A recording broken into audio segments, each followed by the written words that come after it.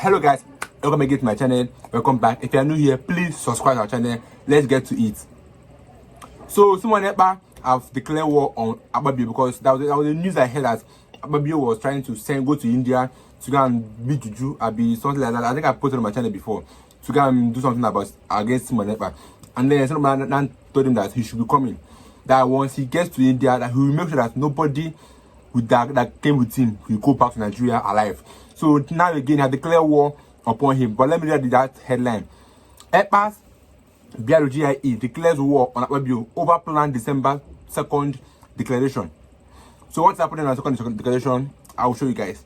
So the Biafra Republic government in exile, which is the BRGIE, is on the rampant with Nigerian Senate President Godswill, who is leading a delegation to India.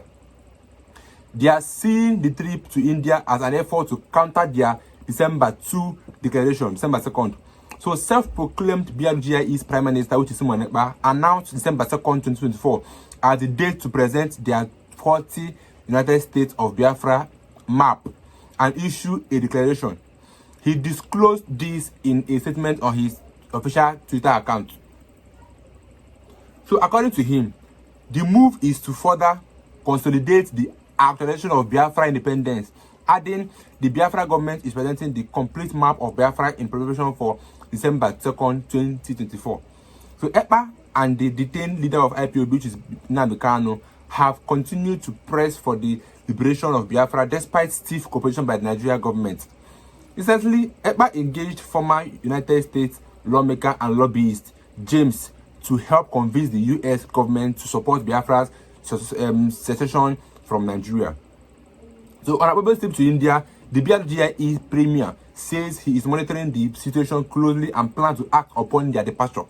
So I will be waiting for you, Akpabio, in India, he boasted in a tacit reference to a supernatural dimension to his impending action. So he's, like I said before, he told me that he should be coming to India, that he will make sure that none of them goes back to Nigeria alive, because he said that he wants to meet Juju, that will show that power pass power. So this I think war is coming between these two persons. So this is raising concern over escalating tension between Ekpa and Abuja, as he ominously brags none of you will come back to Nigeria. Akpabio and Ekpa standoff could significantly impact Nigeria political landscape. Last July, Ekpa claimed responsibility for the killing of 4 police officers in eastern Nigeria. On a Monday evening, gunmen attacked and killed 4 police officers and civilians along the Owerri Expressway in Owerri, the Imo State capital. So Ekpa, who is based in Finland, is leading a group of Biafra agitation called Autopilots. He also founded the Biafra Defense Force and Biafra Liberation Army, the armed militant wings of the Autopilots. According to him, his group, the Biafra Defense Force, carried out the attack and referred to Nigeria security operatives as terrorists and demanded their withdrawal from the troubled region. The attack coincided with his declaration of the 4-day stay-at-home ordered in Bleeding region. He stubbornly called for his repatriation to Nigeria to face charges over his role in the region's insecurity, keep intensifying with several groups, including Governor Peter Mba of Enugu State, calling for his repatriation so he can face legal action. So the Finnish authorities have, however, explained that they lack the power to repatriate him to Nigeria, as they respect his rights as a Finnish citizen. This shows that this country knows how to obey rules and regulations.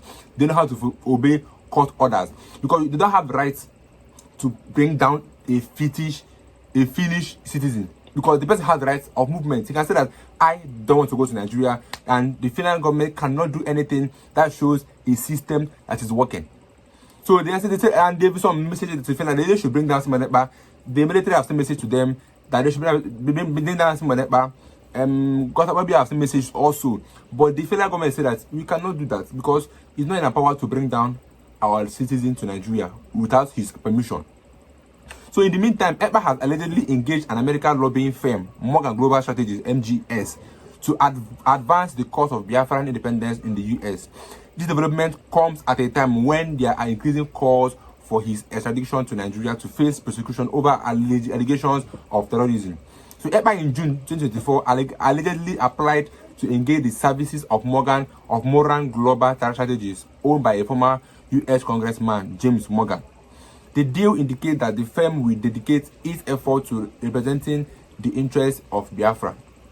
So according to the contract signed on June 12, 2024 by Ekpa on behalf of BRGIE, Moran Global Strategies will work to persuade the U.S. government to support the secession of Biafra from Nigeria.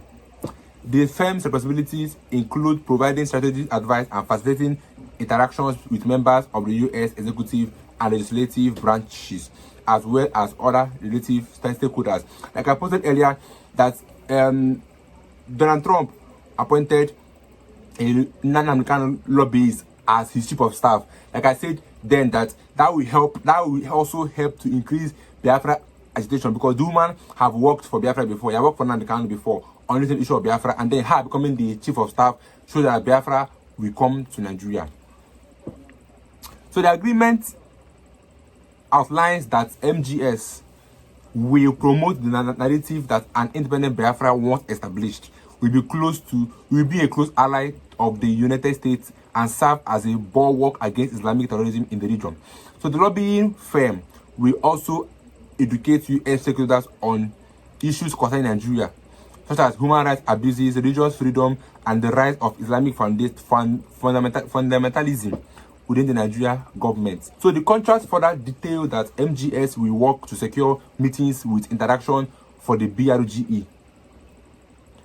with key figures in various US government bodies, including the leadership of the House and the Senate, the House Foreign Affairs, and the Senate Foreign Relations Committee. So the senior officials from the State Department, National Security Council, and White House. Additionally, the firm will seek to engage prominent religious, ethnic, and civil society organizations, as well as media outlets and the Biafra diaspora in the US. Because everybody has the right for their own government. You can say that we don't want Nigeria again. That we have the right to do that. But you know that in our country, Nigeria, you don't have the right to do anything on your own, because the government always do have the wish. And that's why they've kept the country in custody for some time. And I'm looking for Finland government to bring down some money, but which I don't think is possible. Because like they said, that they cannot do, or like they cannot go against someone's will. So the contract, which commenced on July 15, 2024 and set to conclude on June 14, 2025, stipulate that BRGIE will pay MGS a monthly fee of $10,000. The agreement also includes a provision for renewal on the same terms upon expiration. So Ekpa's decision to hire a US lobbying firm comes against the backdrop of calls for his extradition to Nigeria. So last June, Chief of Defense Staff, like I said, General Christopher Musa, accused the Finnish government of the European Union for obstructing effort to extradite Ekpa. The Senate under Akpabio watch also urged the Tinubu administration to collaborate with Finland to secure Ekpa's extradition. Don't worry, in my next video, I'll tell you guys how Nnamdi Kanu was kidnapped. So in response to a request from Nigeria in February 2023, the Finnish government, through its ambassador to Nigeria, Lena Paivanian, expressed concern about the situation, stressing that any action involving Simon Ekpa must comply with the Finnish law, giving his status as a Finnish citizen, because the man is also a Finnish citizen, and there is a law that governs them. Because Nigeria don't allow law to govern us, because our government are above the law. But here is a system where they follow rules and regulations. They say that they cannot bring down Simon Ekpa here without his or against his own will. So I'll leave you guys in my next video. I'll keep you guys updated on this issue, because I think war is about to come between Simon Ekpa and our Senate President, God Babio. But I'll leave you guys in my next video. Don't forget to subscribe if you're new here. Stay tuned, guys.